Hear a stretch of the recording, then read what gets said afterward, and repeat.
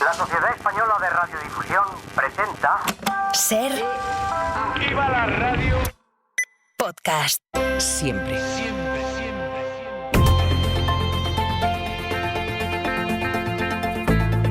El Abierto. Ser Podcast. Vacío. El Abierto de este lunes 29 de julio lo empezamos en el análisis con Carmen Lumbierres. Hola Carmen, buenos días. Hola, muy buenos días. Con Cristina de la Hoz. Cristina, bienvenida. Hola, ¿qué tal? Buenos días. Y en un momento... mira, ya puedo saludar a Antón Losada. Antón, buenos días. Buenos días. Con una noticia que es la que nos está ocupando desde primera hora, que es ese resultado electoral de las elecciones en Venezuela. Poco después de las 6 de la mañana comparecía el presidente del comité electoral para decir que Nicolás Maduro ha ganado las elecciones por el 51% de los apoyos. Paz, estabilidad, respeto a la ley y justicia. Fea por el rostro de maldad, son feos, son feas. Bellos y bellas, aquí. Aquí sí hay gente bella, noble, llena de amor, de patriotismo, de cristianismo. La oposición no reconoce estos resultados, su derrota por el 44% de los votos frente al 51% de Maduro. Esto decía María Corina Machado. La esperanza de un cambio y una transición pacífica. Todos sabemos lo que ya pasó. Ya pasó. No solamente los habíamos derrotado política, moral y espiritualmente, hoy los derrotamos con los votos en toda Venezuela. En Caracas sigue la enviada especial de la SER, que es Berta Reventós. Berta, hola de nuevo. Hola, buenos días. El primero en comparecer ha sido Maduro, que se ha proclamado ganador después de que lo hubiera hecho ese comité electoral. Aún no se conocían los resultados, los seguidores del chavismo celebrarán las calles. Mientras tanto, la denunciaba... Tenemos problemas con esa comunicación con Caracas, que la verdad no nos había fallado en toda la mañana. Sí, sin embargo, en este punto vamos a intentar recuperarla. A las 8:32 de la mañana, lo interesante es saber cuáles son las reacciones de las cancillerías de los diferentes gobiernos después de este resultado. Hemos visto, por ejemplo, escuchábamos a las 8 como Antony Blinken, el responsable de la diplomacia de Estados Unidos, decía que este resultado no refleja ni el voto ni la voluntad de los venezolanos. También el presidente de Chile ha sido muy llamativo, que ha dicho que este resultado, que él no cree que esto refleje la voluntad de los ciudadanos, y por eso es interesante saludar a esta hora de la mañana al ministro de Exteriores español, José Manuel Álvarez. Señor Álvarez, ¿qué tal? Buenos días. Muy buenos días. Escuchábamos, por tanto, cómo Gabriel Boric dice que él no se acaba de creer estos resultados. ¿El gobierno español se los cree? Mire, los venezolanos votaron ayer democráticamente y de manera muy mayoritaria. Muchos millones de venezolanos fueron ayer a votar en paz, en calma, en tranquilidad, y por lo tanto lo que nosotros queremos es una total transparencia en el proceso, y por eso lo que pedimos y también esperamos es la publicación de las actas mesa por mesa, para que pueda haber una verificación de esos resultados, y por supuesto ese es el momento de pronunciarse. Nosotros no tenemos un candidato en las elecciones de Venezuela. Lo que queremos es que triunfe el bienestar y la democracia de los venezolanos, que ayer se expresó muy claramente acudiendo a votar.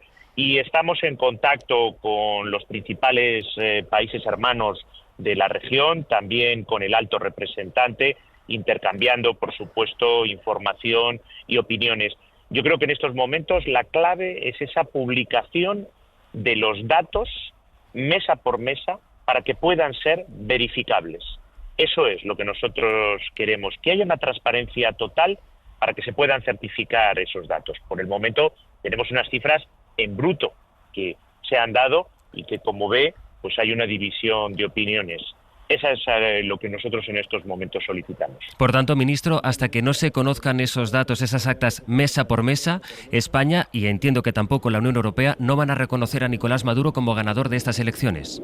Estamos todavía en unos momentos muy incipientes del conteo y del resultado electoral. La última información que tenía es que ni siquiera se habían escrutado todos los votos, y es especialmente importante, en toda elección democrática lo es, en esta también, que se cuente cada voto, y que además de conocer unos resultados que se han dado, que son unos datos globales, conozcamos también el detalle mesa a mesa, y que se puedan entregar. Hay instituciones muy importantes, las Naciones Unidas, el Centro Carter, que están haciendo observación electoral, para que los puedan certificar y verificar.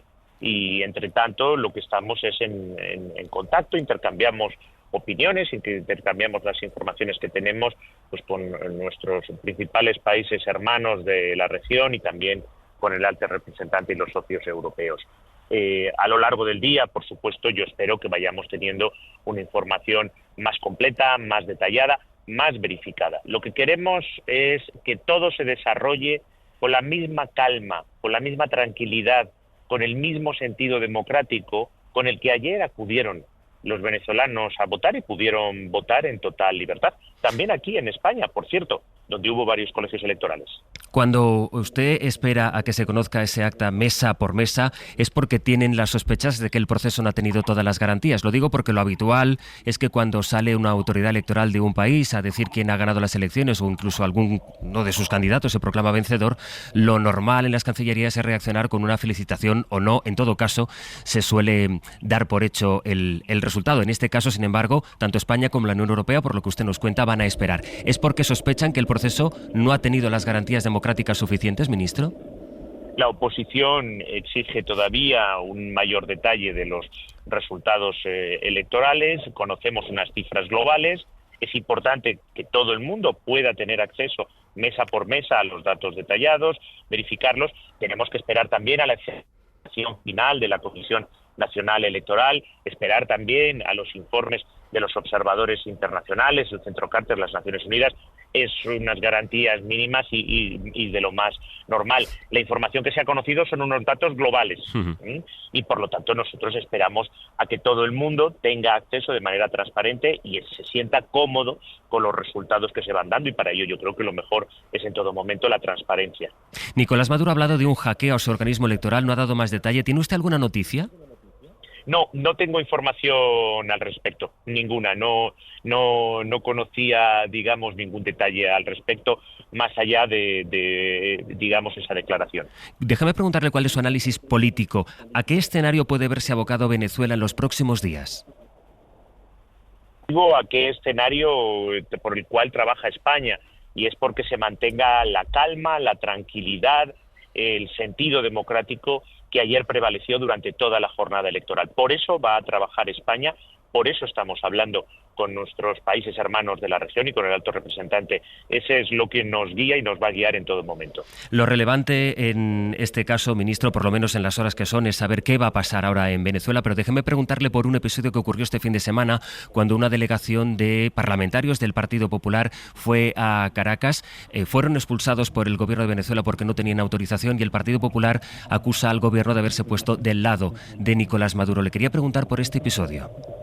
Bueno, se trata de una mentira más del Partido Popular. Nosotros, tanto la solicitud que recibimos por parte del Senado, que iba a ser una misión interparlamentaria, y la tramitamos, por supuesto, a las autoridades venezolanas, que denegaron esa solicitud que hacíamos a través del Gobierno de España por parte del Senado, y fue inmediatamente después cuando el Partido Popular nos solicitó otra misión. La tramitamos exactamente igual y, desgraciadamente, la respuesta fue la misma, y así se la tramitamos, y desde luego el cónsul general de España estuvo en el aeropuerto atendiéndoles en todo momento. Ellos sabían perfectamente que iban a ser devueltos, y desde luego a nosotros nos hubiera gustado que esa misión hubiera podido haber tenido su acreditación, igual que la del Senado. De hecho, por eso lo tramitamos. No se veía ningún obstáculo por parte del Ministerio de Asuntos Exteriores. Y sí, he visto declaraciones que simplemente, lo voy a decir muy claramente, son falsas por parte de esos diputados del Partido Popular.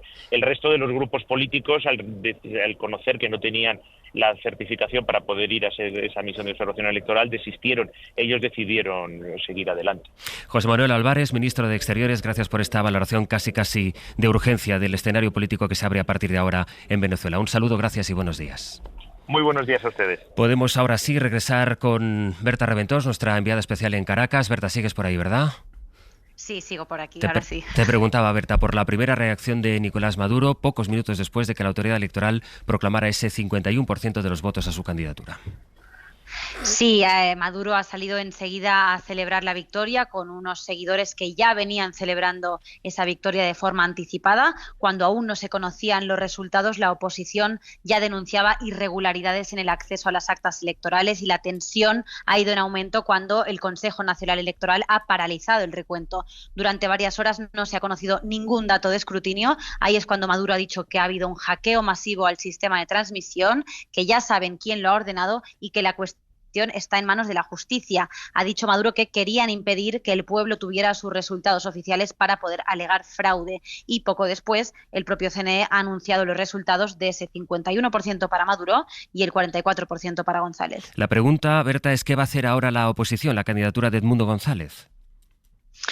Pues es una gran pregunta porque han desconocido los resultados. Primero, en la sede, cuando se han sabido esos resultados, ha habido decepción y tristeza, pero cuando ha aparecido María Corina Machado y Edmundo González Urrutia han cambiado los ánimos, porque la oposición ha dicho que simplemente desconoce los resultados oficiales, no los da por buenos y asegura que solo con la información recabada por sus testigos de mesa la victoria es claramente para Edmundo. María Corina Machado ha dicho que confía en la comunidad internacional y también en las Fuerzas Armadas para hacer respetar la verdad, que ellos no van a parar hasta que se respete la verdad, y en la rueda de prensa en la sede del partido ha presentado a Edmundo González como el futuro presidente de Venezuela. Ahora mismo en Caracas son las 3 menos 20 minutos de la madrugada. Berta, descansa lo que puedas. Un beso.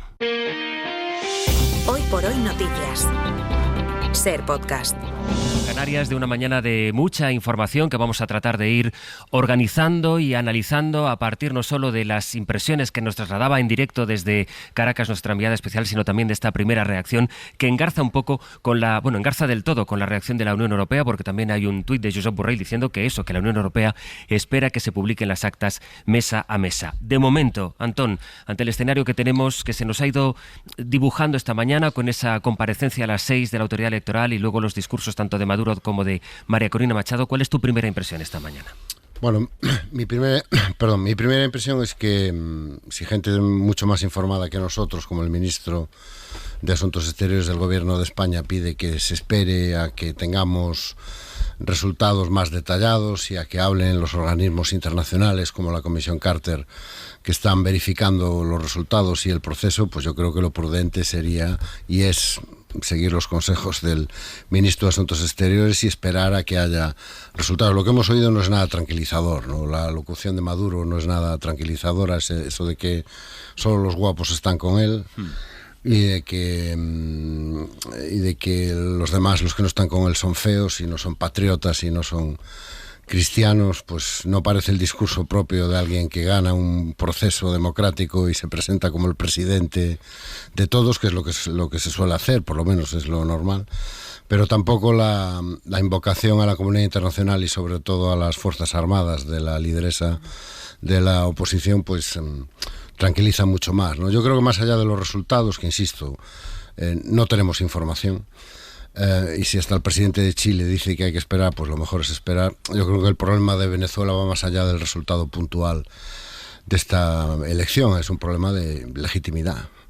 Es decir, mientras los dos bandos, entre comillas, no se reconozcan mutuamente, es que el proceso electoral siempre estará sometido a esta tensión, ¿no? Mientras el chavismo no asuma que puede perder y que es democrático perder, y mientras la oposición asuma que el régimen puede ser legítimo y que no es necesario que ellos ganen para que recupere la legitimidad, mientras esas dos sencillas premisas que son, digamos, el fundamento de cualquier sistema democrático, que es gane el que gane, el sistema es legítimo y no depende de que gane yo o pierda yo su legitimidad, mientras no se acepte esa sencilla premisa, pues repetiremos una y otra vez este tipo de procesos, este tipo de debates y este tipo de análisis, ¿no? Y eso no se arregla votando.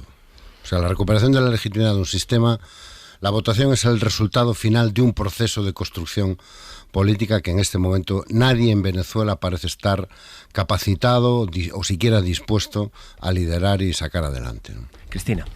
Vamos a ver si desde el momento en que hay unas elecciones en Venezuela y planteamos serias dudas sobre el resultado, dice mucho del régimen de Maduro.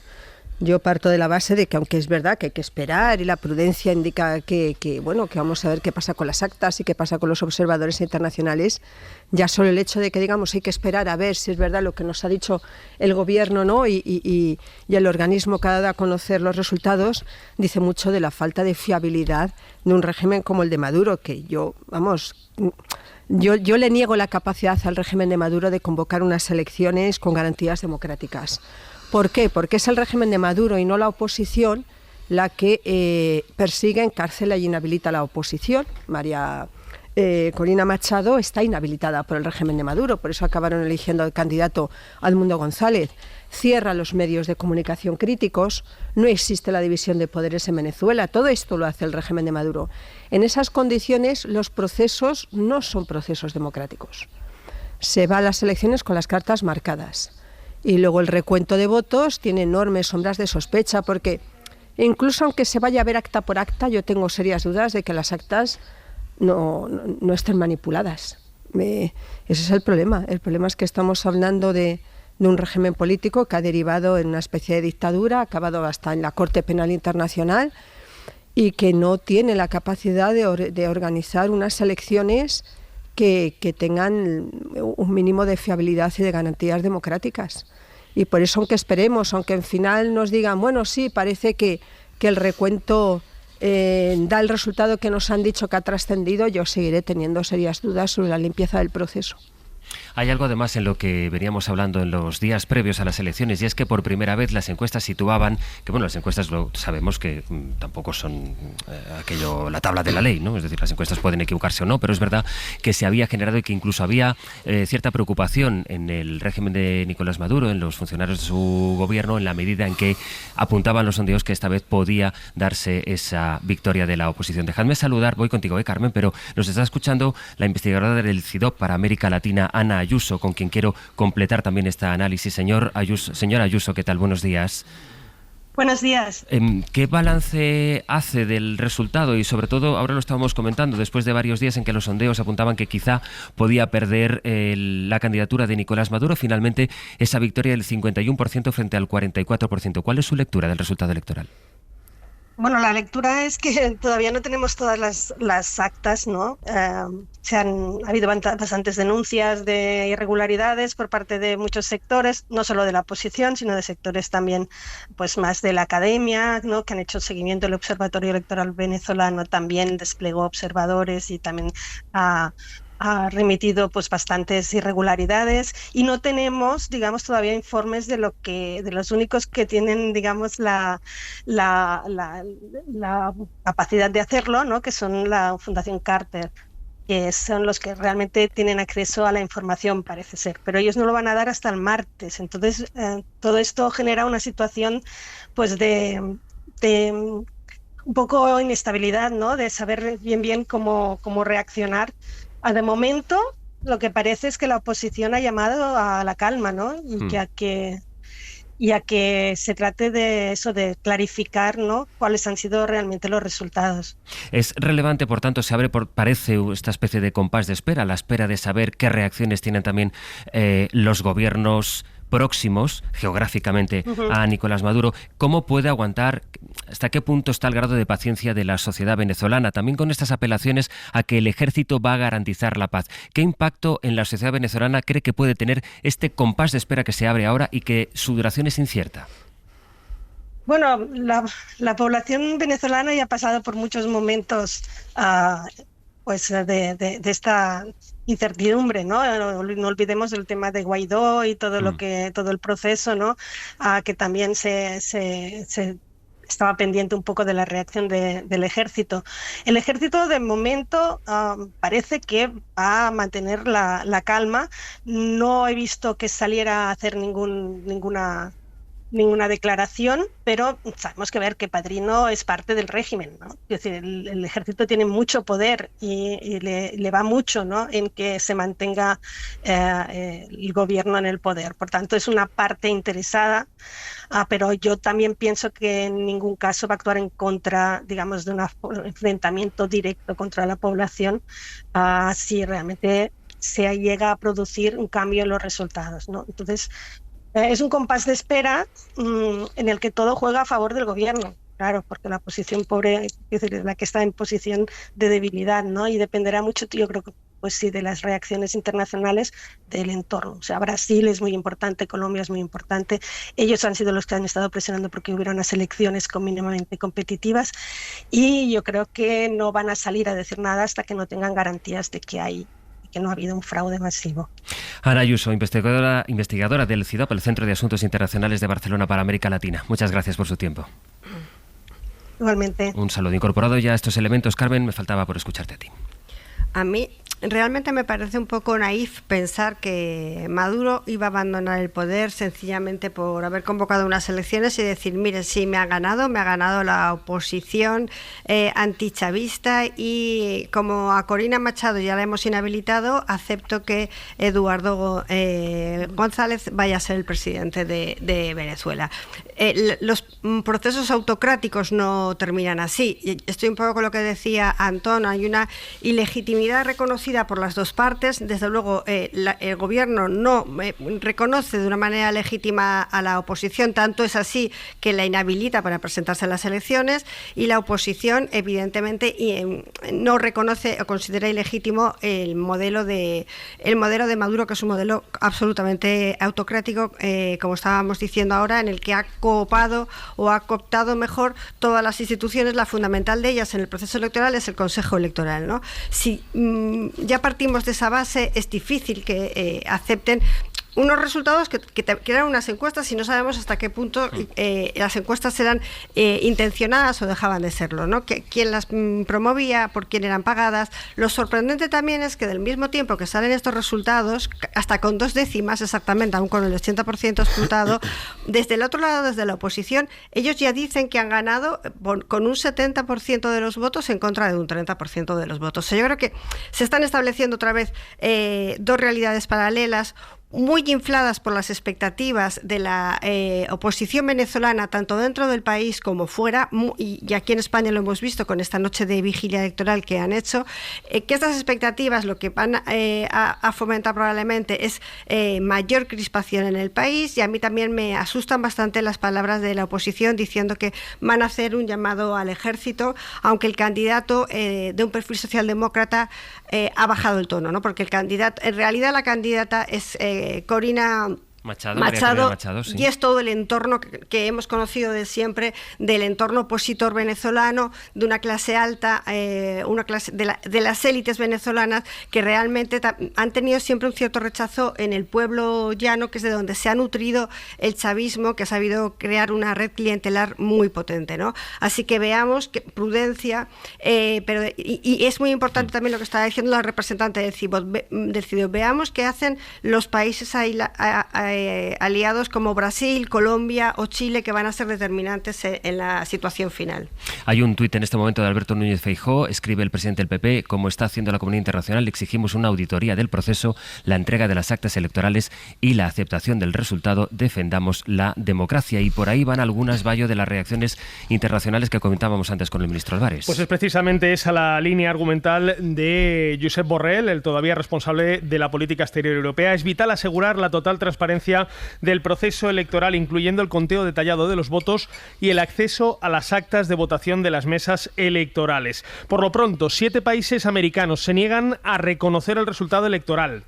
Así no, tuitea a esta hora el presidente uruguayo Luis Lacalle. Son resultados difíciles de creer, asegura el chileno Gabriel Boric, aunque el más duro sin duda ha sido el ultra argentino Javier Milei, que asegura que no piensa reconocer otro fraude y que llama a Maduro dictador, con todas las letras y en mayúsculas. El jefe de la diplomacia estadounidense, Anthony Blinken, también ha cuestionado los resultados anunciados. We have serious concerns that the result announced asegurando que Washington está seriamente preocupado por la validez de estos comicios y asegura que la comunidad internacional va a estar vigilante. Esta reelección de Maduro, como decimos, está provocando reacciones también entusiastas entre los regímenes aliados, como los gobiernos de Honduras, el de Nicaragua, el presidente de Bolivia, Luis Arce, que habla de un festival democrático, o el régimen cubano. Su presidente, Miguel Díaz-Canel, habla de un triunfo de la dignidad y del valor del pueblo venezolano. A la vuelta, gracias, Bayo. A la vuelta seguimos con el análisis, pero ahora yo voy a saludar a Íñigo de nuevo. Íñigo. Hola, Íñigo. Porque ahora José Luis Iberdrola nos trae la noticia sostenible. 11.000 asientos de los Juegos Olímpicos son de plástico reciclado. Nacho Palomo. Los encontramos en la sede de la gimnasia artística y en el centro acuático. Hasta 100 toneladas de plástico recogido en los barrios de París en los últimos años, principalmente tapones, se han utilizado para fabricar estos asientos. La capital francesa busca reducir el impacto medioambiental de las Olimpiadas comparado con los últimos Juegos de este siglo. España pide que la Autoridad Electoral de Venezuela facilite todas las actas de las mesas electorales, mesa a mesa, antes de reconocer el resultado que ha anunciado esta mañana. La victoria de Nicolás Maduro con el 51% de los votos, según el organismo competente en ese país, en Venezuela. Gillian. Son declaraciones del ministro de Exteriores español, José Manuel Álvarez, aquí en Hoy por Hoy. Hace solo unos minutos, el gobierno español quiere esperar a que se termine el escrutinio. Según el último dato, estaba en el 80%, y a que los observadores internacionales analicen esos datos. Yo creo que en estos momentos la clave es esa publicación de los datos mesa por mesa para que puedan ser verificables. Eso es lo que nosotros queremos, que haya una transparencia total para que se puedan certificar esos datos. Y es especialmente importante, en toda elección democrática lo es, en esta también, que se cuente cada voto. Este es el mismo reclamo que ha hecho el alto representante de la diplomacia europea, Josep Borrell, en redes sociales. La oposición en Venezuela no reconoce los resultados. Maduro da por hecha su victoria y dice que es incuestionable. De los Juegos Olímpicos, en varias últimas horas acabamos de saber que se ha anulado por segundo día consecutivo el entrenamiento en el río Sena por la mala calidad del agua. En un comunicado, el comité organizador de los Juegos Olímpicos de París, junto con la Federación Internacional de Triatlón, explican que los análisis realizados en el río muestran que no ofrece suficientes garantías para los atletas por la lluvia que cayó el fin de semana y que la prioridad, sostienen, es su salud. Además, el ministro del Interior francés asegura que la policía ya ha identificado los perfiles, al menos los perfiles, de los presuntos autores del sabotaje a las líneas de trenes de alta velocidad el mismo día de la inauguración de los Juegos. Hoy se ha retomado el servicio con normalidad. Corresponsal en Francia, Vicens Batalla, buenos días. Buenos días. Esta identificación pasa por la acción por parte de militantes de la extrema izquierda anarquista que en los últimos meses y años ya habían saboteado líneas de tren, torres de telecomunicación o conexiones eléctricas. Aunque el ministro Gerald Darmanin, en una entrevista esta mañana a la televisión pública, se ha mostrado cauto sobre quién ha podido encargar esta acción. Son los medios tradicionales de la ultraizquierda, y en la identificación de las personas, estas se pueden acercar a este movimiento, pero voy a esperar a los elementos de la investigación, explicaba Darmanin. De hecho, la prudencia de las autoridades francesas se debe a que también sospechan de que pueda haber intervenido alguien del exterior, es decir, algún país como Rusia, pese a que no digan su nombre. Por su parte, todas las líneas de alta velocidad afectadas el viernes pasado vuelven a circular con normalidad este lunes tras las reparaciones del fin de semana. Y en lo estrictamente deportivo, Duro, la cita del día es el partido, que promete ser partidazo, entre Nadal y Djokovic y en Roland Garros. Sí, porque hoy habrá varias opciones de medalla, pero si algo está claro es que Rafa Nadal, como en la ceremonia, va a ser protagonista del tenis español, que forma parte de la cita mundial del tercer día de competición en París 2024. Lo avisábamos tras el sorteo y se cumple. Nadal-Djokovic desde las 2 en carrusel con las pistas parisinas que el balear también conoce. En su tercer día además consecutivo de partido no se enfrentan desde 2022. Es el enfrentamiento número 60 entre ellos y, atención, 30 victorias Djokovic, 29 para Rafa Nadal. Además, en media hora comienza la jornada, lo hace con la competición con el tiro olímpico para los españoles Alberto Fernández y Andrés García. La mañana nos deja desde primera hora vóley playa y también tenis de mesa. Cristina de la Hoz, Carmen Lumbierres y Antón Losada cerrando ya la tertulia después de las elecciones en Venezuela. Déjame incorporar a alguien que conoce muy bien la zona y el país, que es el corresponsal del diario El País en Venezuela y en Colombia, Juan Diego Quesada. Juan Diego, ¿qué tal? Buenos días. Hola, ¿qué tal? Buen día, ¿cómo estás? Buenas madrugadas allí para ti. Bueno, decíamos ahora en la tertulia, Juan Diego, que se abre una especie de tiempo de espera que no sé cuán largo puede ser en Venezuela, porque es verdad que Maduro se ha proclamado vencedor después de que así lo reconociera el Comité Electoral, pero hay dudas de la oposición que no son solo de la oposición, sino que nos parece muy llamativo ese escepticismo que recogíamos aquí en directo del ministro Álvarez en nombre de la Unión Europea, que quieren ver las actas mesa a mesa, pero también, y eso nos ha llamado la atención, no sé tú cómo lo ves, del propio Boric, que decía que dudaba de que este fuera el resultado real que han querido expresar los venezolanos en las urnas. Sí, es verdad que Boric siempre, desde que llegó al poder en Chile, ha sido muy crítico con Venezuela, quizá el líder de izquierda latinoamericana que más claro ha sido, y de hecho hoy ha sido el primero en salir a decir que no confiaba en el resultado que había dado el Consejo Nacional Electoral, que es el árbitro electoral y que está en manos del chavismo. A la pregunta que me haces de en cuánto tendremos una resolución, pues es muy difícil. Esto nos puede llevar días, no sé si semanas. Acabo de ver hace poquito que Colombia pide que haya una revisión de actas independientes y Colombia es un socio prioritario de Venezuela. O sea que incluso los países más aliados están también sospechando del proceso.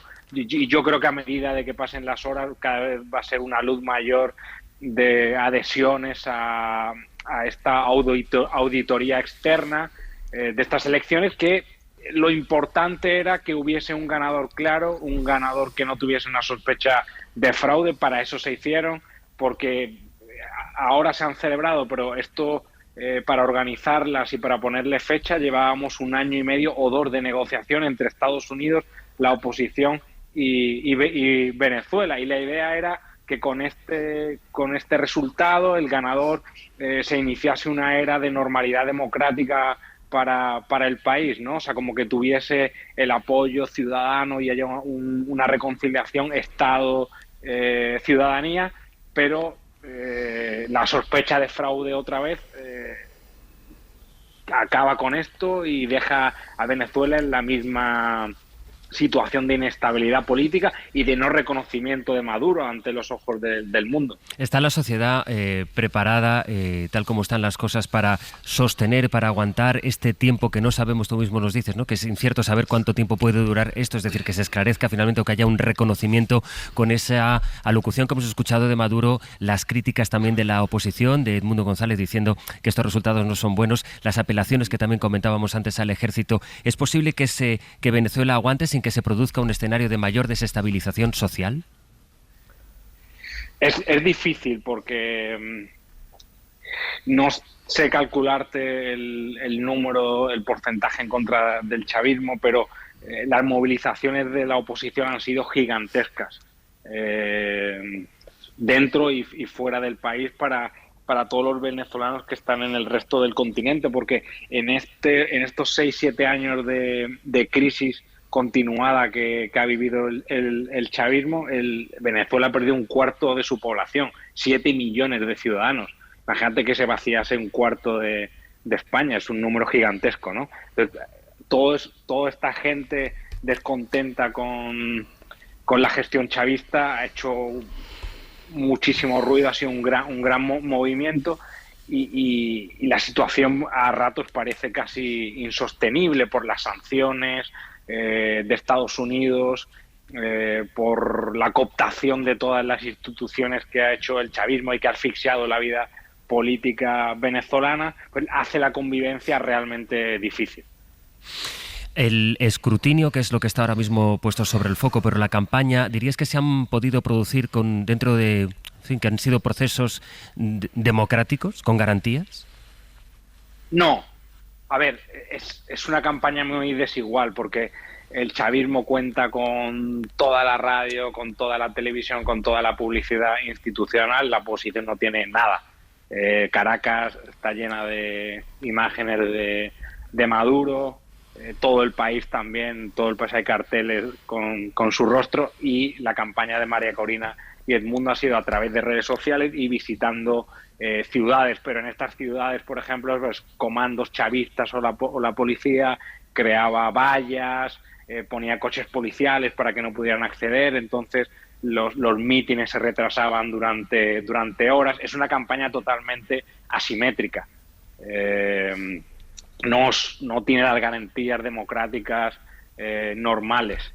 Lo que sí se confiaba en que el sistema de voto sí es confiable, porque esto se revisó hace 14, 15 años. De hecho, en la época todavía Chávez estaba vivo, para que no se pudiese hacer trampas con las elecciones. De hecho, el chavismo llega a acuerdos con otros partidos opositores para que el sistema sea infalible ante el miedo de los chavistas de que el establishment, la derecha que había gobernado el país hasta ese momento, les robasen a ellos las elecciones. Entonces, el sistema parece blindado, pero lo que ha ocurrido hoy, según la oposición, es que ese sistema blindado produce unas actas, ¿no?, que, como también ocurre en España en cada colegio electoral, y esas actas las pueden comprobar la oposición y el partido en el gobierno. Pero en este caso, la oposición dice que solo ha visto el 30% de las actas. Entonces, el 70%, que serán millones de votos, no han podido comprobarlo, no han tenido acceso a esos datos, que son automatizados. Juan Diego Quesada, corresponsal del País en Venezuela y en Colombia. Descansa, que os vienen días de mucho trabajo por delante. Un saludo y muchas gracias. Muchas gracias, Astre, adiós. Lo difícil, hasta luego y gracias. Lo difícil, Antón, Juan Diego ha dicho una palabra que me recordaba un poco a tu intervención inicial, lo de la reconciliación, pero te das cuenta de lo difícil que es y precisamente más aún en este contexto. Bueno, y sobre todo cuando el proceso se plantea así, conectando con la primera intervención, la votación tiene que ser el resultado final del proceso, no el inicio del proceso. Primero tiene que haber un diálogo político, un diálogo democrático que siente las bases que permitan a la sociedad votar con la seguridad de que se va a aceptar el resultado, sea el que sea. Cuando el punto de arranque es la votación, el resultado es el que estamos viendo. Es decir, volvemos a la casilla de salida. ¿Por qué? Porque yo no estoy dispuesto a perder y no acepto perder, y yo solo acepto como resultado ganar. Entonces, claro, mientras eso no se resuelva de alguna manera, y eso no se resuelve votando, podemos votar las veces que queramos, volveremos siempre a la casilla de salida, porque es necesario un diálogo previo, un diálogo político, una conversación política entre las diferentes partes que llega a dos conclusiones. Una, el sistema es confiable. Dos, el resultado, sea el que sea, va a ser aceptado. Y aquí estamos viendo que se vota para fijar el resultado. Y claro, cuando se vota para fijar el resultado sin que haya una aceptación previa, sin saber cuál va a ser ese resultado, de cuál va a ser ese resultado, me estoy liando un poco, pero creo que se entiende lo que quiero decir. Seguimos, sí. Sí, es lunes, pido humildemente perdón. Y ese es el resultado de que sea lunes. Exactamente, sí. El resultado final, ¿no? De todas formas, yo creo que es importante establecer un principio.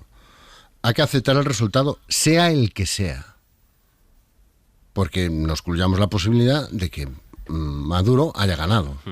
Y que haya ganado con un porcentaje de votos suficiente, con todas las dudas que usted quiera. El proceso puede ser todo lo asimétrico que usted quiera. Si hablaste con el lado del chavismo, pues también, digamos, en estos 25 años yo creo que ambos lados tienen un historial no precisamente muy honroso de respeto a las reglas democráticas, ¿no?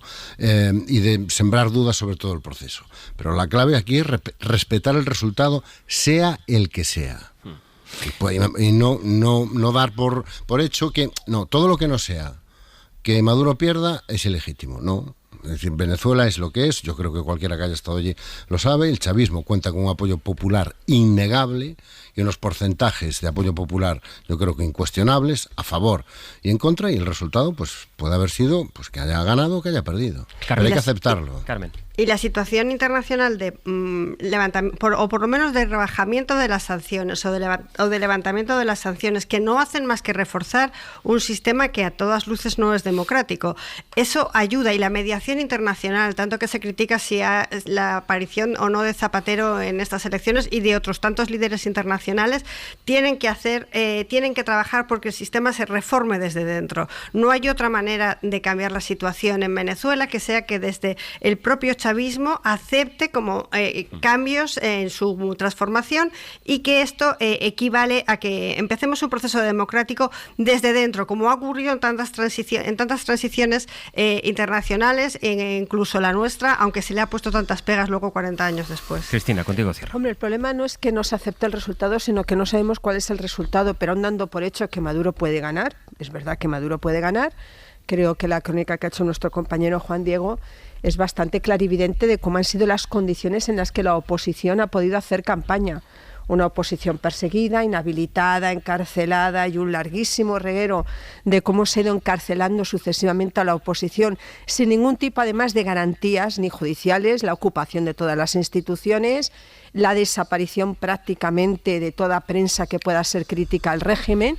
Yo creo que incluso aunque el resultado nos diera un triunfo de Maduro, no estamos ante un proceso democrático normal, sino ante un proceso trucado.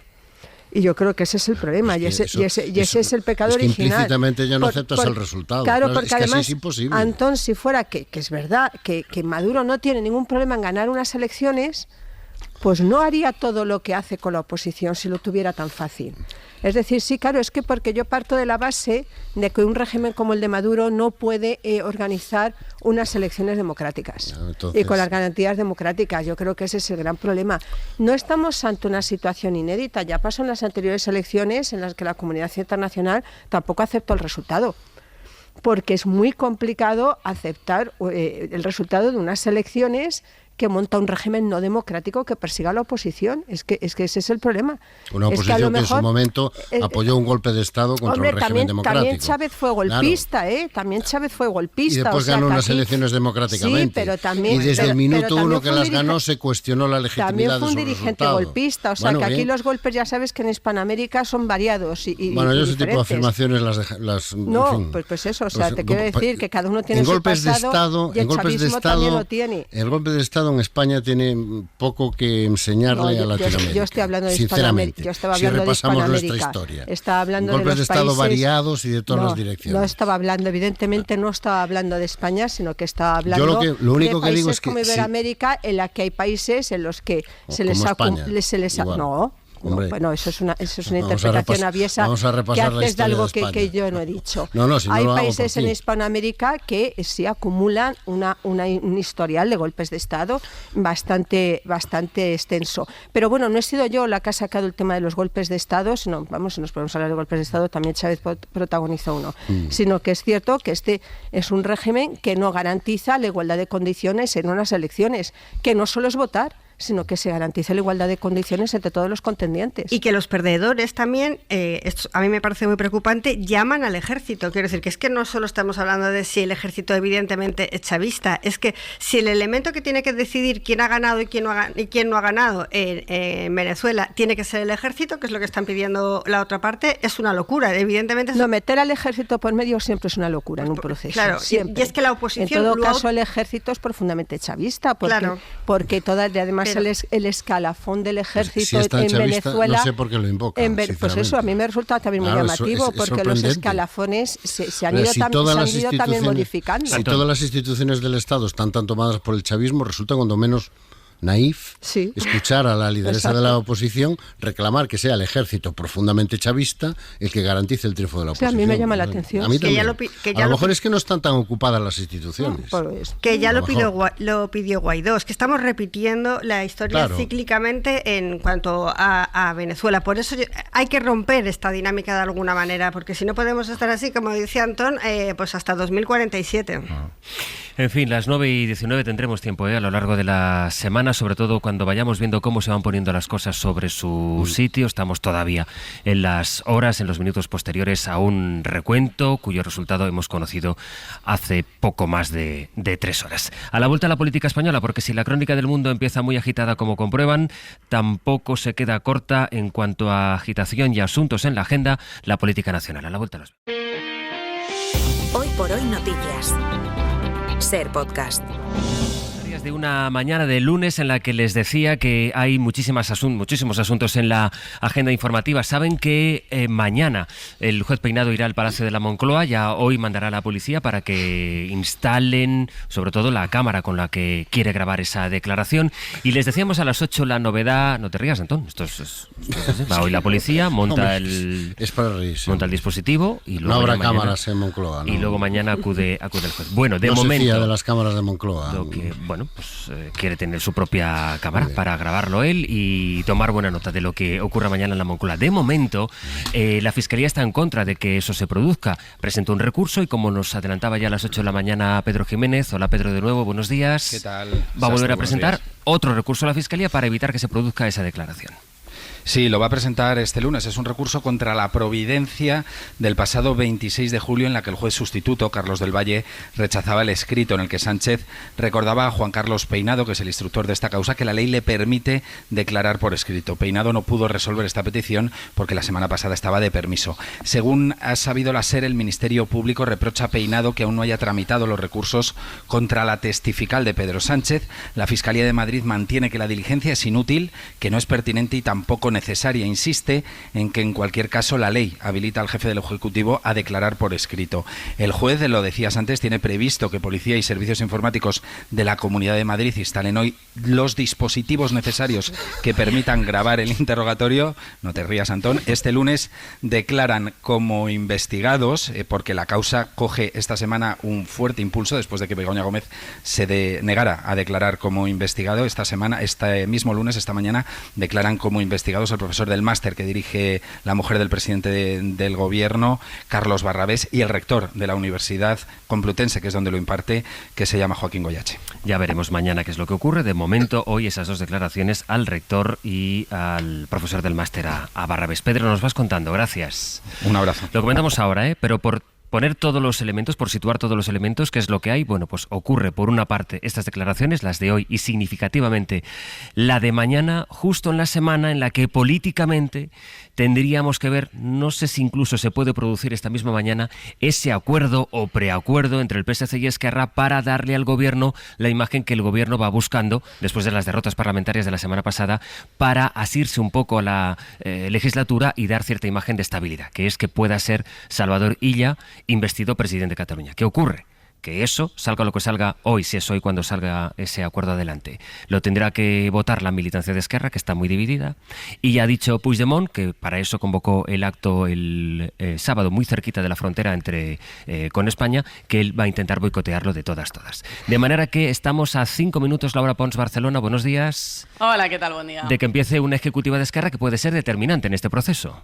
Sí, eso es. Ahí ejecutiva convocada a las 9:30. Allí se espera que la dirección de Esquerra comparta el estado de la negociación, el preacuerdo al que han llegado hasta ahora con los socialistas. Faltan aún las garantías, aseguran fuentes de los republicanos. Sería este el obstáculo ahora de la negociación, las herramientas que aseguren el cumplimiento del acuerdo. En todo caso, no será un acuerdo, sino un preacuerdo. Dependerá de cómo se vista y se venda ante las bases y hasta qué punto los líderes juegan a pedir un sí en la consulta. Ayer lo vimos en El País, que Rovira parecía estar dispuesta a dar la cara por el acuerdo. Es un avance para Cataluña, decía. Veremos si Junqueras también se pronuncia. Sería importante, teniendo en cuenta la pugna que hay por el liderazgo en Esquerra Republicana, unas bases que serán claves para hacer decantar la balanza. En Twitter ya hay campañas en marcha, tanto de los más radicales, dicen que un presidente del 155 ni con pintura, y también hay cartas de diputados que piden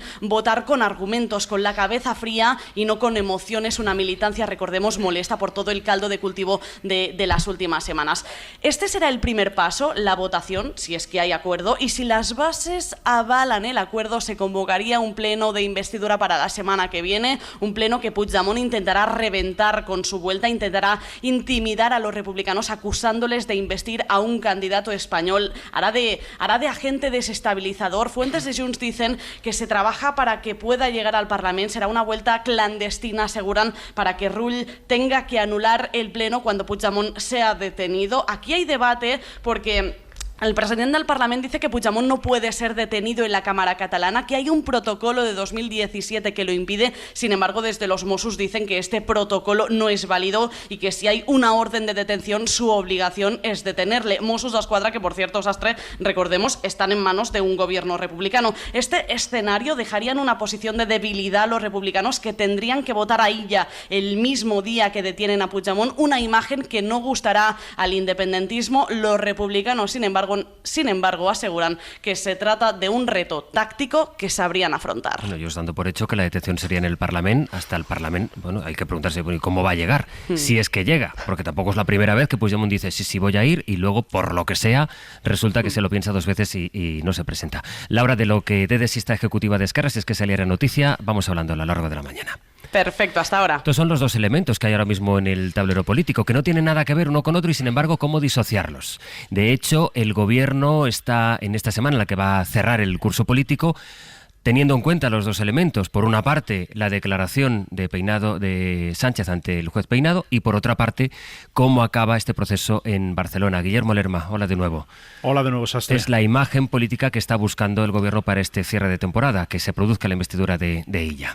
Sí, un cierre de curso que ha obligado a la Moncloa a reajustar la estrategia. No contaban ni con la derrota parlamentaria de la semana pasada ni con la cita judicial de mañana, así que el gobierno espera que el acuerdo con Esquerra y la posibilidad de llevar a Illa a la Generalitat ayuden a dar un giro al relato político antes de ese parón veraniego. En el Ejecutivo dan por hecho ese preacuerdo con los republicanos, a la espera de que la cúpula del partido dé el visto bueno, algo que esperan que hagan hoy mismo. En la recta final, las conversaciones han girado en torno a la fiscalidad. Fuentes socialistas confirman que se ha puesto sobre la mesa la posibilidad de ceder la gestión de alguno de los grandes impuestos como el IRPF para avanzar en esa soberanía fiscal, aunque ninguna de las partes confirma los detalles de ese pacto. Cuentan con que será Esquerra quien explique la letra pequeña si finalmente se confirma ese acuerdo. El Ejecutivo espera que este avance en la negociación para la Generalitat ayude a contrarrestar la ofensiva de la oposición, que dan por hecho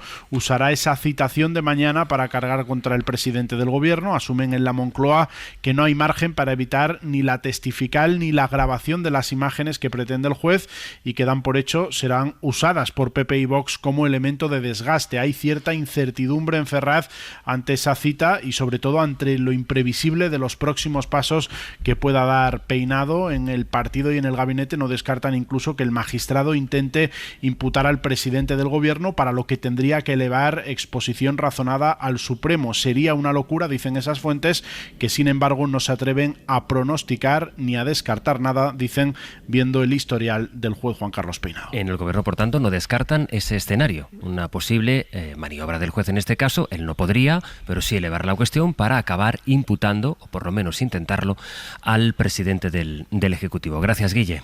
Hasta luego. Decía Carmen que es muy difícil no vincular dos asuntos que en principio, así vistos desde un poco lejos, con un poco de perspectiva, no tienen nada que ver, pero esto es lo que define en este momento la semana que está empezando. Y además cuando Pedro Sánchez va a declarar en condición de esposo y no de presidente del gobierno, en realidad habría que diferenciarlo, porque según el juez Peinado tiene que declarar, hacer el interrogatorio, porque no va a declarar como esposo y no como presidente. Por lo tanto, si no es como presidente, pues probablemente las implicaciones políticas deberían de ser menos.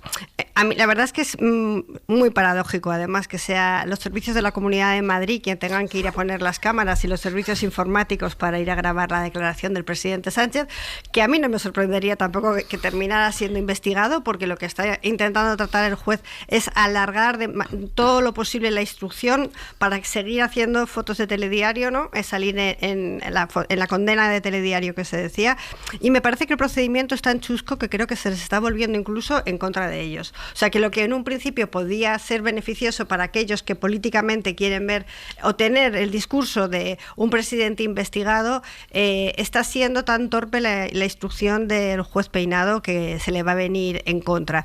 Y lo importante, así que a mí me parece que lo importante sigue estando en Cataluña, sigue estando en si se va a firmar el preacuerdo, que Marta Rovira ayer ya pedía en las redes, si lo visteis, pedía claramente el sí para sus militantes, ha hecho una campaña fortísima para sus militantes.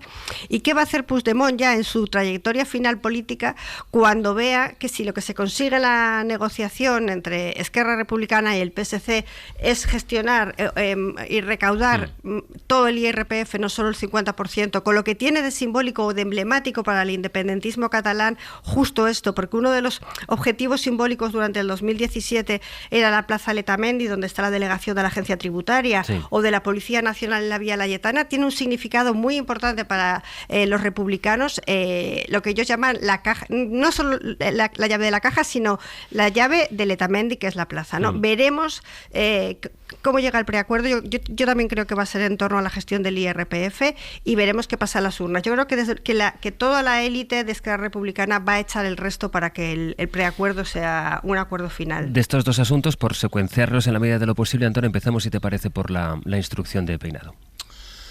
Bueno, decía Carmen que va a comparecer en calidad de esposo, entonces es una comparecencia que no tiene ningún sentido, porque lo que está investigando el juez es un delito de tráfico de influencias continuado. Y hombre, el esposo de Begoña Gómez influencia no tiene, la tiene el presidente del gobierno. Entonces está declarando, aunque el juez se agarre a una interpretación claramente tramposa del procedimiento, está declarando porque es el presidente del gobierno, no porque sea el esposo de Begoña Gómez. Porque si tiene algún conocimiento sobre ese tráfico de influencias, lo tiene en su condición de presidente del gobierno, no en su condición de esposo de Begoña Gómez. Pero como al juez Peinado el derecho hace mucho tiempo que no le importa y que está en otra cosa, claramente, ¿no?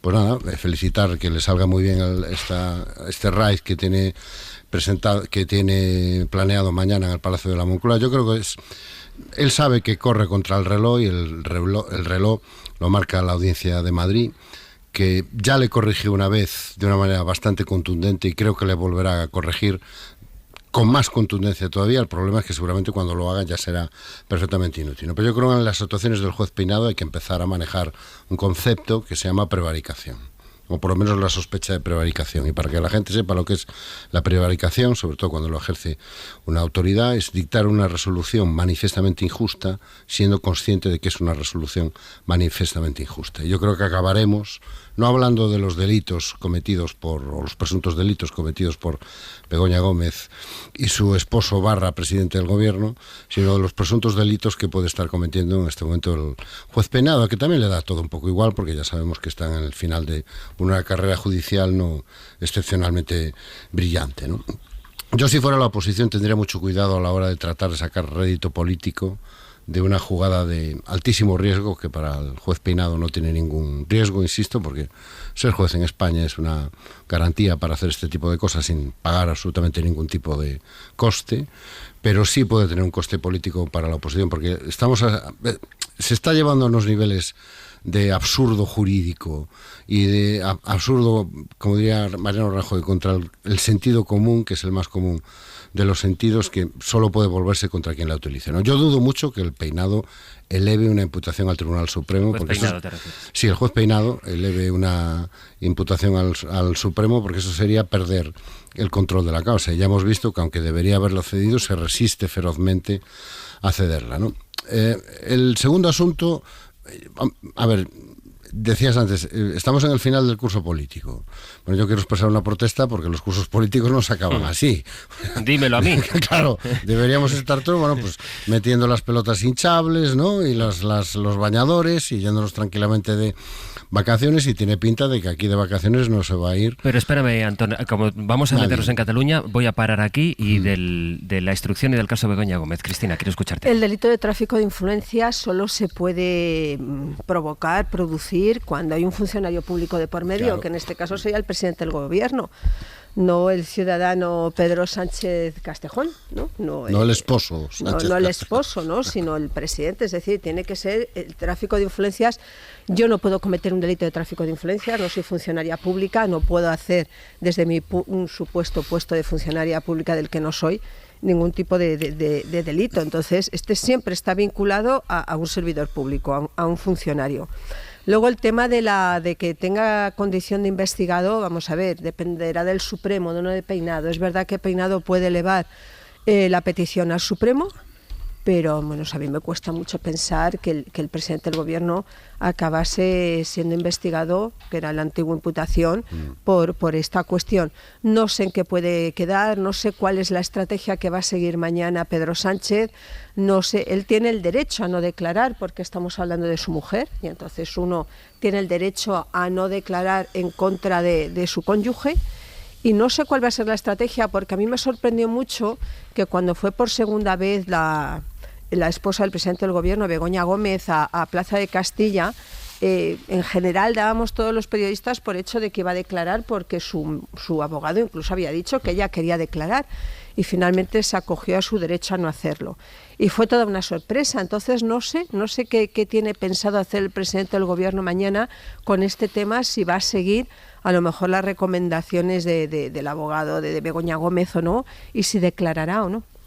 Bueno, es que la lógica jurídica de la defensa de Begoña Gómez lleva a no declarar, porque la estrategia de Antonio Camacho, el abogado de Begoña Gómez, es, digamos, obviar al juez, asumiendo que no va a haber manera de que pare, e irse a una instancia superior, y que sea la instancia superior la que le obligue a parar o a rectificar o ajustar sus actuaciones a otro tipo de principios y a otro tipo de objetivos. Y en esa lógica lo jurídicamente aconsejable es no declarar delante del juez Peinado. Y luego el impacto político que pueda tener esa imagen, la grabación que, bueno, estará bajo custodia del juez. Y de la Comunidad de Madrid, no te olvides.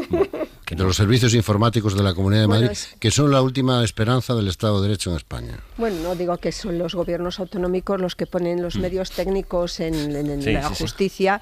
Tienen una parte, digamos, transferida a los gobiernos autonómicos, es muy difícil pensar que proporcionar todos los medios técnicos. Que tampoco es muy loco pensar que esa imagen la acabaremos viendo. Pero bueno, todos sabemos que la vamos a acabar viendo, José Luis, por favor, aunque no lo hiciera la Comunidad, aunque no lo hiciera la Comunidad de Madrid. Todos sabemos que las declaraciones acaban trascendiendo, las de Begoña Gómez, y prácticamente todas. Que los móviles son muy peligrosos. No, y porque existe, que este es otro debate aparte, ¿no? El de la acusación popular, que yo creo, siempre he defendido que habría que darle un repaso a la acusación popular para que organizaciones ultras como Manos Limpias no marcaran un poco el devenir jurídico de este país. Una organización a la que se aplaudió cuando su objetivo era la infanta Cristina. Y claro, sabemos en esto los compañeros que hacen tribunales, pues bueno, las acusaciones populares son una gran fuente de información que yo siempre agradeceré, nunca criticaré ningún tipo de filtración informativa. Sí, pero lo que le da trascendencia jurídica son las decisiones de los jueces, ¿eh? Tú puedes presentar las denuncias, es como lo que comentabas antes tan acertadamente sobre el delito de tráfico de influencias. Yo puedo presentar contra ti las denuncias que quiera. Mientras no encuentre un juez que esté dispuesto a darle credibilidad a ese tipo de denuncias, aunque se basen en recortes de prensa e informaciones erróneas, esas denuncias van a ninguna parte. Y lo sorprendente, en este caso, es que estamos ante una denuncia que debería haber ido a ninguna parte desde el principio. Bueno, yo discrepo sobre el tema de los titulares de prensa. Ha habido informaciones veraces, ha habido otras que no lo han sido, que los medios han rectificado, pero una bueno, cosa yo quiero... Una cosa son informaciones veraces y otra cosa es que esas informaciones veraces estén describiendo un hecho penal. Pueden describir un hecho político relevante, que aquí o que sea objeto de... un poco con titulares de prensa. La prensa en este país ha sido, yo creo que se la puede atribuir el acierto de haber destapado muchos casos. Pero la prensa ya ha sido titulares de prensa. Sí, pero aquí, disculpa, Antón, lo que ocurre aquí es el hecho relevante, digamos, es que en la denuncia había informaciones que no lo eran. De hecho, eran bulos. Y cuando preguntaron el día siguiente... Sí, y cuando... sí, pero es que al día siguiente de que el juez abriera la causa, compareció el secretario general del pseudosindicato Ultra Manos Limpias y dijo, bueno, pues puede estar basado en falsedades. O sea, una cosa son las informaciones que se hayan podido publicar, otra cosa es el debate político sobre lo que pueda estar ocurriendo aquí, que otras veces lo hemos dado, y otra también es... Y otra es si puede tener o no reproche penal, que yo ahí no estoy autorizada, pero no ahí sé sí si puede o no tener reproche penal. Pero sí hay una doctrina del Supremo bastante coherente y bastante constante, que las denuncias no pueden basarse únicamente en informaciones periodísticas. Es que volvemos a lo mismo, una información periodística es lo que es una información periodística, pero no puede ser nunca la base de una denuncia. Una denuncia penal debe basarse en hechos y debe aportar pruebas, algún tipo de indicio de que se ha cometido algún tipo de delito penal. Y aportar unas informaciones periodísticas no le da validez a una denuncia. Y no lo digo yo, es que es lo que lleva diciendo el Supremo en los últimos 40 años. Te interrumpí, Antón, con el otro gran asunto político que tenemos encima de la mesa, que es Cataluña, que en realidad estamos a la espera de que se anuncie ese preacuerdo, y cuando nos parezca entonces, cuando tengamos ese titular y salten las alertas en el móvil, preacuerdo para investir a Illa, bueno, hay que saber que hay que ponerle muchas cautelas a eso, porque tiene que pasar la votación, el voto de la militancia de Esquerra, muy dividida, como nos contaba Laura desde Barcelona, pero también hay que esperar a ver qué es lo que está pensando en hacer Puigdemont. Antón. Bueno, esta es una semana clave sobre todo para Puigdemont, porque se juega a que su carrera política tenga continuidad o la necesidad de cumplir su palabra e irse a su casa si no consigue ser presidente, que fue lo que dijo él en campaña sin que nadie se lo pidiera. Es un compromiso que ha asumido él, y yo creo que está dando muestras suficientes de que su empeño va a jugar hasta la última baza disponible, hasta el último recurso que tenga a sus manos para impedir que se produzca ese acuerdo, o más que el acuerdo, que yo creo que está hecho para impedir que ese acuerdo pueda materializarse y pueda hacerse de manera efectiva. Yo creo que ahora estamos asistiendo a un juego de presión sobre las bases de Esquerra Republicana, donde ni Illa ni Puigdemont despiertan un entusiasmo multitudinario. No, a las bases de Esquerra les puede costar apoyar a Illa, bueno, y apoyar a Puigdemont tampoco creo que sea un plato de sogar. Yo creo que están bastante divididas, que el resultado es bastante incierto, pero con Marta Rovira, que tiene un conocimiento bastante exacto de la organización, un control bastante reconocible y reconocido sobre esa organización, apuesta tan claramente por el sí al acuerdo, yo creo que las bases lo ratificarán, aunque sea por un resultado más ajustado de lo que seguramente a la dirección le gustaría. Pero la clave no está ahí. La clave está efectivamente en lo que decide hacer Puigdemont si el Pleno se convoca para la semana siguiente. De todas formas, yo le daría un consejo a los Mossos de Escuadra, que hablen con su asesor jurídico para que les explique que los plenos del Parlamento son inviolables, con orden de detención y sin orden de detención. Otra cosa son otros recintos del Parlamento, pero los plenos del Parlamento, de un Parlamento, al menos en España y en cualquier país civilizado, son inviolables. Dicho esto, efectivamente, la clave es si Puigdemont, que ya ha hecho 3 campañas con un único programa, que es volver como presidente, pues esta vez vuelve, como el anuncio del almendro, ¿no? Claro, pero eso es lo que dice, es que Junts per Catalunya, que dentro del Pleno, sí, pero hasta llegar al Pleno, pues pasaría por otra serie de espacios, calles, recintos, bueno... Eso dando por hecho que se dicte una orden de detención. Y dando por hecho que se presenta. Dando por hecho que se presenta. Y dando por hecho que las urnas llegaron de una manera sin saber cómo y aparecieron en los colegios electorales aquel 1 de octubre. Cristina. Bueno, el problema es que yo creo que RC tiene una profundísima crisis interna y si las bases suelen ser imprevisibles, me da la sensación de que ahora más. Hubo un amago de consulta en Barcelona que se suspendió debido a la enorme afluencia que hubo de militantes del partido. Creo que eso en muy buena medida debilita la capacidad que tienen los dirigentes de RC de convencer a sus bases de que este es un buen pacto. Posiblemente el único posible para los republicanos independentistas, porque les da un cierto margen de tiempo, ¿no? Si hay un gobierno de ella, les da un cierto margen de tiempo para reconstituirse. Lo otro es ir a elecciones y acabar siendo, no sé, muleta de Junts en una lista conjunta, una lista electoral conjunta, que ese es el deseo de Puigdemont, ¿no? No es una decisión fácil, pero el problema es que, bueno, tienen una serie de unas enormes dificultades internas que además se han visto empeorados por enfrentamientos con lo de la campaña del Alzheimer, con lo del muñeco de Oriol Junqueras colgado de un puente, es decir, es todo, sinceramente, todo lo que está pasando en RC. Dijo aquí la portavoz que se le caía la cara de vergüenza. Sí, es una muestra de descomposición, todo muy loco y muy absurdo, ¿no? Y creo que eso debilita mucho la autoridad, ¿no?, que pueda tener incluso Marta Rovira, que es bastante respetada, pero la autoridad que pueda tener para venderle a sus bases la excelencia de un supuesto pacto. Yo le de Puigdemont, pues que va a venir, es decir, después de 7 años fugado, a mí me cuesta mucho pensar que Puigdemont se va a presentar. Aunque es cierto que intenta boicotear de todas las formas posibles la posibilidad de un acuerdo que haga ella presidente de la Generalitat, no creo, y bueno, a lo mejor me tengo que tragar mis palabras, pero no creo que tenga la valentía de presentarse, ni mucho menos.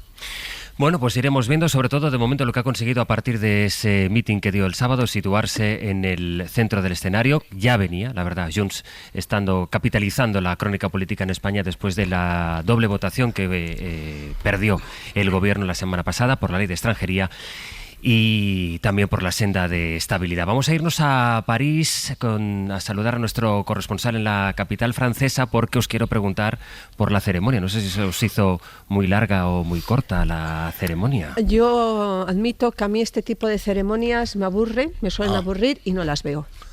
Yo la vi en una terraza en Coruña tomándome unas raciones de pulpo y unas cervezas, y el no sé si fue entero te dio tiempo de comerte, Antón, sí, porque no se me hacen eternas.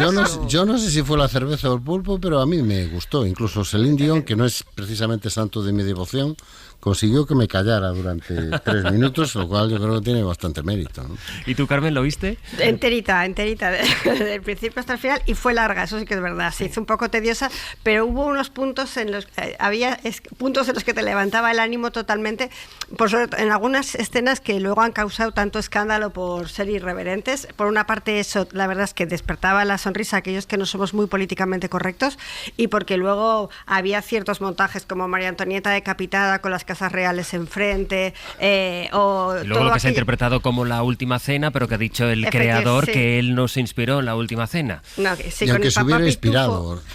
que el papá Pitufo, que era Baco, por ejemplo, o ver un trío justo antes de que saliera la Guardia Nacional. La verdad es que fue bastante disruptiva, pero a mí me pareció muy me gustó más esa parte que no la final, que era la parte final de Celine Dion, que decía Antón Losada, y la más formal, ¿no? Un poco románticos sois, hombre, vuelve Celine Dion sobre los escenarios. Dion, a mí tampoco, pero su interpretación del himno de amor de Edith Piaf fue enmudecedora. Sobre todo sabiendo de dónde viene ella y de todo. Recomiendo el documental, aparte, sabiendo de dónde viene ella y de todo. Aparte estuvo magistral. Y Rafa Nadal, por favor, pasando la antorcha. A mí lo que me gustó fue lo del caballo por el seno, sinceramente. Con ese especie de personaje de Assassin's Creed, que lo que parecía, y toda la gente, no, se hace largo. Toda la gente que dice que se hace largo, ¿qué pasa? ¿Teníais algo mejor que hacer? Yo no. Que la vida ya la vivimos con prisa. Claro. Corresponsal en París, Vicenç Batalla, buenos días. Hola, buenos días. Pasados ya los fastos, esa ceremonia por la que había tanta expectación, tantísimas medidas de seguridad que blindaron París, arranca esta primera semana ya completa después de un comienzo marcado además por esa ceremonia, Vicenç, por el sabotaje en las líneas de alta velocidad y por una ceremonia que, como estábamos comentando, tuvo algún momento polémico. Sí, bueno, de entrada las autoridades francesas, el ministro del Interior está ahora muy satisfecho a pesar del sabotaje, porque en esta ceremonia de inauguración, que era de mucho riesgo, no pasó nada a nivel de seguridad. Es decir, fue mojada, tuvo estos problemas de líneas de alta velocidad que hoy ya están resueltos, pero fundamentalmente, digamos, a nivel de todo lo que podía haber ocurrido con tanta gente al aire libre y con tantos jefes de Estado de Gobierno, ahora mismo creo que ellos consideran que han pasado la gran prueba. El famoso tema del cuadro, que si es la última cena de Da Vinci o más bien el festín de los dioses del neerlandés Harmers van Wilget del siglo XVI, digamos que es una versión ya también en el siglo XVI ya mucho más heterodoxa. Bueno, esto forma parte de la transgresión, y aquí pues los responsables artísticos de la ceremonia ya advirtieron que esta ceremonia no iba a ser neutral, y entonces, digamos, para que pase la historia tienen que haber cosas como estas. Y es verdad que la conferencia episcopal se ha quejado, ha dicho que es una ofensa al cristianismo, es una burla, pero en ese comunicado la conferencia episcopal termina diciendo que hay momentos de belleza ricos en emociones y universalmente saludables. Es decir, no es todo negro, aunque desde el Ministerio de Exteriores ruso pues se ha dicho que ha sido un fracaso masivo por parte de la organización, porque ha sido una ceremonia mojada y hay esta ofensa, y la Iglesia Ortodoxa rusa se ha quejado, ¿no? Y también ya en la misma noche hacía mensajes en tuit Marion Maréchal Le Pen, de la familia Le Pen de ultraderecha. La organización ha hecho un comunicado pidiendo disculpas, pero yo creo que es puramente una cuestión formal para bajar un poco la polémica, pero digamos la transgresión yo creo que ha sido bienvenida por mucha otra gente en Francia. Y aunque sea más brevemente, Vicenç, pero nos contabas también la incomodidad para muchos vecinos, sobre todo los que viven en el centro de París, ¿ya la cosa va un poco mejor, esa convivencia, o no? A ver, es verdad que el dispositivo de seguridad, por lo que comentábamos en el centro de París, y para las infraestructuras, los mini estadios que hay ahora mismo montados, ha creado muchas molestias, pero ahora mismo, después de la ceremonia, la mayor parte de estos se ha levantado. Para acceder a las competiciones es complicado, es verdad, pero yo ahora mismo lo que estoy viviendo, circulando por estos equipamientos, es que aparte que hay muchos turistas del mundo entero, muchos periodistas con muchas lenguas, la población que se ha quedado también ve la parte positiva, y aunque no tengan billetes se acercan para ver el ambiente. Ayer estuve en Colombes, el partido de hockey sobre hierba de la selección española, es en el noreste de París, donde donde fue la sede del año 1924 los Juegos Olímpicos, y los vecinos se acercaban, aunque no tuvieran billete, al exterior del estadio para escuchar el ambiente y se hacían fotos. Es decir, hay también la parte positiva, y los hoteleros están contentos porque han subido al 82-83%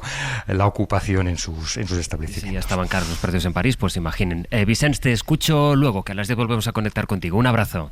Hasta luego, gracias.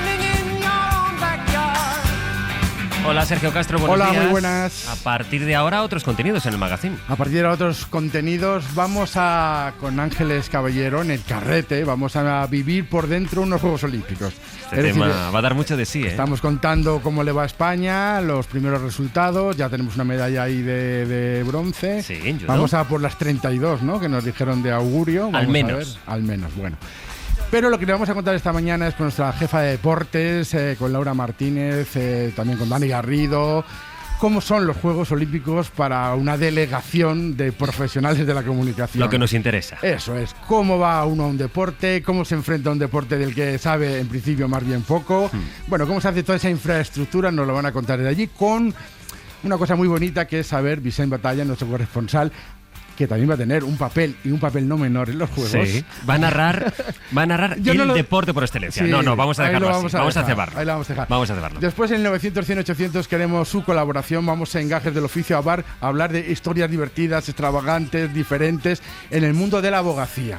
Así que convocamos a jueces, abogados, a pleitos, juicios, juzgados. La semana pasada fue medicina. Hoy, ¿qué incidente le ha ocurrido o qué no le ha ocurrido a usted en el juzgado hablando con el abogado? 900, 100, 800. Después con Eloís Garrier vamos a explicar algunas expresiones castellanas, hoy vinculadas con el mundo de la cocina, como de dónde procede darle la vuelta a la tortilla o darle la vuelta al jamón. Dos expresiones que utilizamos mucho y que igual no sabemos su origen.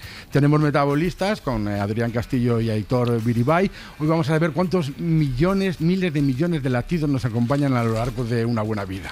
De una buena vida, es importante esto, vida. sí. Y después con Evasión en Victoria, con Tony Padilla, nuestro también corresponsal en los Juegos, vamos a mirar a Sydney 2000 y a la historia increíble, pero increíble, de un héroe inesperado. Y ahora ya cada mañana con esta incertidumbre, porque a lo mejor empezamos el hoy por hoy de una manera y lo acabamos con medallas. Deberíamos. Si queremos llegar a las 31, deberíamos acelerar un poco el proceso. En fin, de momento yo doy las gracias a Cristina de la Hoz, a Carmen Lumbierres y a Antón Losada y os cito ya para la próxima. Hasta luego. Adiós. Buenos días. Buena mañana, adiós.